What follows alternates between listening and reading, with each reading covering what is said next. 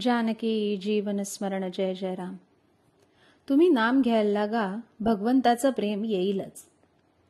ज्या माणसाला आपला स्वार्थ साधायचा नाही त्याला कमी पडणं शक्यच नाही. जिथं निस्वार्थीपणा आहे तिथं भगवंताला पुरवठा केलाच पाहिजे.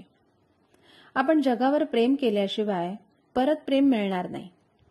जो भगवंताच्या प्रेमात तल्लीन झाला त्याला बाकीच्या गोष्टींची आठवण राहत नाही.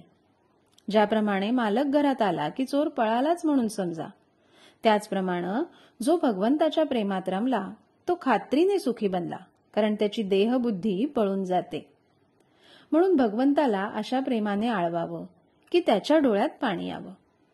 आळवताना आपल्या डोळ्यात पाणी आलं की भगवंताच्या डोळ्यात पाणी येतं. भगवंताचं प्रेम लागायला सत्संगतीचा मार्ग अतिशय उत्तम आहे, यात शंकाच नाही.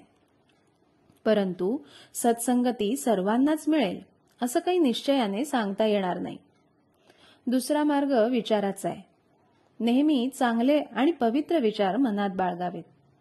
भगवंताने सर्वांवर कृपा करावी, त्याने सर्वांचं कल्याण करावं, त्याचं प्रेम सर्वांना यावं असे विचार नेहमी मनात ठेवून संतांच्या विचारांचं मनन करावं.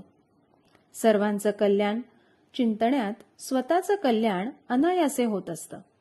पण आपण असं पाहतो की आपले विचार सुद्धा नेहमी स्थिर राहत नाहीत. नामस्मरणाला बसल्यानंतर सुद्धा किती अपवित्र विचार आपल्या मनात येत असतात, याचा सर्वांना अनुभव आहे ना. तेव्हा चांगले विचार मनात बाळगणं हेही आपल्या हातात नाही.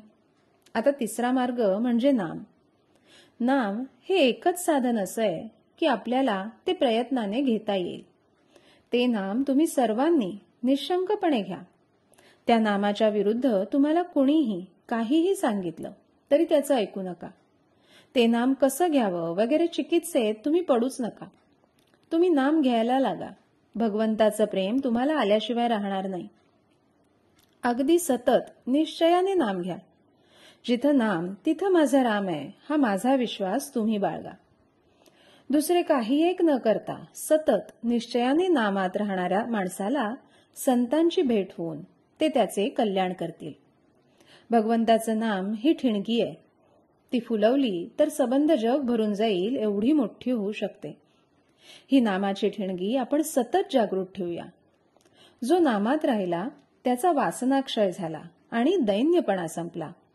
ते नाम तुम्ही सर्वांनी मनापासून घ्या आणि सर्वांनी अगदी आनंदात राहून सुखाने संसार करा. तात्पर्य, विचार आणि नाम यांनी वासनेला खात्रीने जिंकता येईल. मग आपलं कर्तेपण आपोआप मरून जाईल. जानकी जीवन स्मरण जय जय राम.